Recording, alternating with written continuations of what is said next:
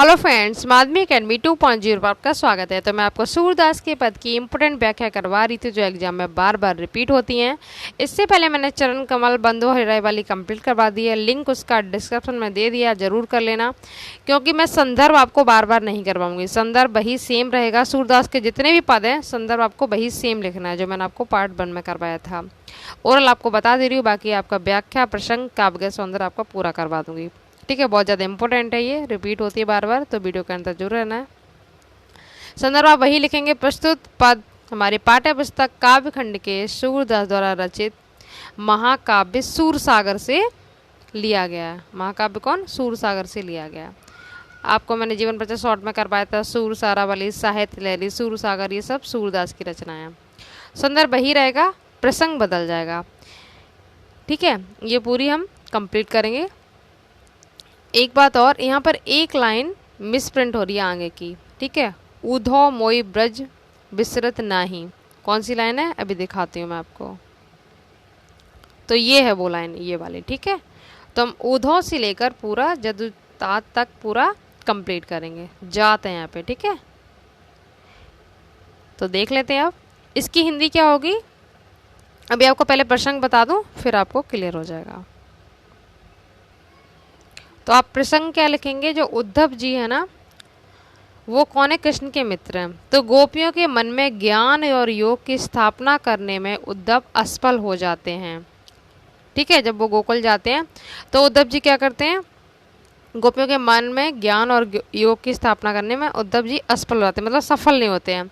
फिर वो क्या करते हैं? श्री कृष्ण को जाकर माता यशोदा का समाचार उन्होंने दिया। ठीक है, माता यशोदा के बारे में बताया, गोपियों के बारे में भी बताया था।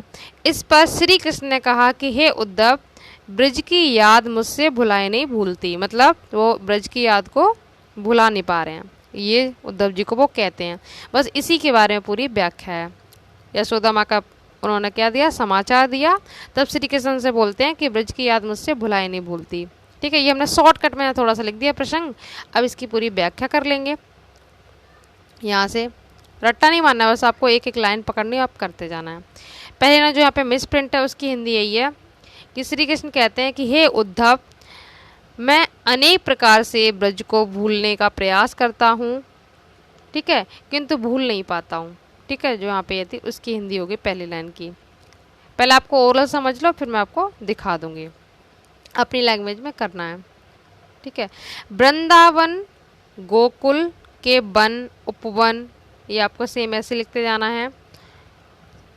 उसके बाद कुंजों की घनी छाँव, ठीक है, कुंजों की घनी छाँव भी मुझसे भुलाई नहीं भूलती, मतलब हर चीज़ उनको याद आ रही है ना, तो बता रहे हैं वृंदावन गोकुल वन उपवन कुंज की घनी छाँव, वो भी वो भुला नहीं पा रहे हैं। प्रातः समय माता जसमती अरु नंद देख सुख पावत। अब इसकी हिंदी क्या है? प्रातः काल यशोदा माता यानी यशोदा मैया और नंद जी मुझे देखकर अत्यंत क्या होते थे? खुश होते थे या आनंदित होते थे, एक ही बात है। सुबह कौन? माता यशोदा और नंद जी उन्हें देखकर खुश होते थे। ये श्री कृष्ण किसको बता रहे हैं? उद्धव जी को, अपने मित्र को बता रहे हैं। ठीक है, जो गोकुल गए थे, अब वहाँ से समाचार उन्होंने उनको दिया था, उसी के बारे में बता रहे हैं आप श्री कृष्ण। माखन रोटी दही हो, यहाँ पे ये दही के लिए बोला है। ठीक है, तो माता यशोदा क्या करती थी? दही मक्खन और रोटी सजायो अति हित साथ खवावत। ठीक है, क्या है? तो माखन रोटी अत्यधिक प्रेम के साथ वो उनको खिलाती थी। कौन? यशोदा माँ, ये श्री कृष्ण बता रहे हैं। ठीक है, उसके बाद गोपी ग्वाल वाल संग खेलत। अब श्री कृष्ण कह रहे हैं कि गोपियाँ और ग्वालों के साथ तरह तरह के खेल करते थे, क्रीड़ाएं करते थे, रास लीलाएं करते थे। सब दिन हंसत सिरात, सब दिन हंसत हिरा, मतलब हर दिन हंसते रहते थे, पूरे दिन। सब दिन मतलब पूरे दिन हंसते रहते थे, खेलते रहते थे। सिरात और संतोष पाते थे, मतलब संतोष मिलता था ये सब करने से उन्हें। किसके साथ? ग्वाल बालों के संग खेलने से, हंसते रहते थे पूरे दिन, उनके साथ क्रीड़ाएं करते थे तो उन्हें सुख मिलता था, ये सब उनको अच्छा लगता था। फिर कहते सूरदास जी, सूरदास की पहचान की मैंने आपको बताई दी ट्रिक कि उन्होंने अपना नाम दे दिया है, हर व्याख्या में इनका नाम है, यही इनकी ट्रिक है पहचानने की। धन धन ब्रजवासी जिनसो हित जदु जात।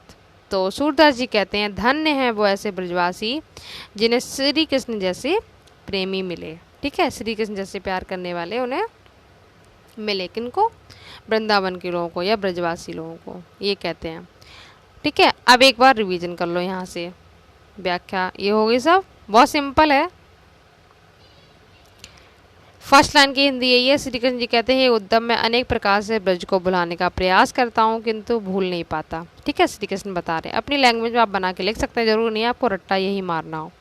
फिर वो लाइन आपका वृंदावन गोकुल के वन उपवन कुंजों की घनी छाँव भी मुझसे भुलाई नहीं भूलती। ठीक है, एक लाइन के आपको मैंने आपको समझा दिया, बस ये रिवीजन हो रहा है। प्रातःकाल यशोदा माता और नंद जी मुझे देखकर अत्यधिक खुश होते थे या आनंदित होते थे। माता यशोदा दही मक्खन और रोटी को अत्यधिक प्रेम के साथ मुझे खिलाती थी, मतलब श्री कृष्ण को खिलाती थी। ठीक है, और गोपियों के साथ ग्वालों के साथ तरह तरह की क्रीड़ाएं करते थे। ठीक है, मतलब रास लीलाएं करते थे, आप यहाँ कर सकते हो। हर दिन पूरा दिन हंसते रहते थे और संतोष पाते थे, मतलब उन्हें इससे संतोष मिलता था ये सब करने से। आप एक एक लाइन पकड़ेंगे तो आपको समझ में आ जाएगा। जैसे अब वो पूरी व्याख्या लिख के आएगी ना पेपर में, तो आप इसी तरह से कर लेना। पहला वर्ड डेट डस्ट, लास्ट का वर्ड जैसे मैंने आपको इंग्लिश में सिखाया है। ठीक है, फायर आइज का और डस्ट ऑफ स्नो में, उसी तरह से आपको इसमें करना है। फिर लास्ट में वही लाइन आ जाएगी। सूरदास जी कहते हैं कि ऐसे ब्रजवासी धन्य हैं जिन्हें श्री कृष्ण जैसे हितैषी और प्रेमी मिले। ठीक है, ये हो गया। अब इसका काव्य का सौंदर्य देख लेते हैं। ये रहा इसका काव्य का सौंदर्य, जिसमें सूरदास के जितने भी पद हैं आपको भाषा ब्रज ही रखनी है। इन्होंने भाषा ब्रज का प्रयोग किया है। ठीक है, ब्रज भाषा का प्रयोग किया है। और छंद गेय पद, छंद यही रहेगा, भाषा यही रहेगी, बस रस और अलंकार क्या होगा, बदल जाएंगे। इसमें रस क्या है, वियोग भी है, मतलब उनको याद आ रही है श्री कृष्ण को, और श्रृंगार रस भी है, अपनी बातें भी बता रहे हैं। ठीक है, दोनों ही रस हैं इसमें। और अलंकार क्या है, अनुप्रास है। जहाँ पर एक ही शब्द बार बार आता है तो वहाँ पर कौन सा अलंकार होता है, अनुप्रास। अलंकार अनुप्रास है, रस वियोग और श्रृंगार है, भाषा ब्रज है, छंद गेय पद है। तो इस तरह से आपको कर लेना है।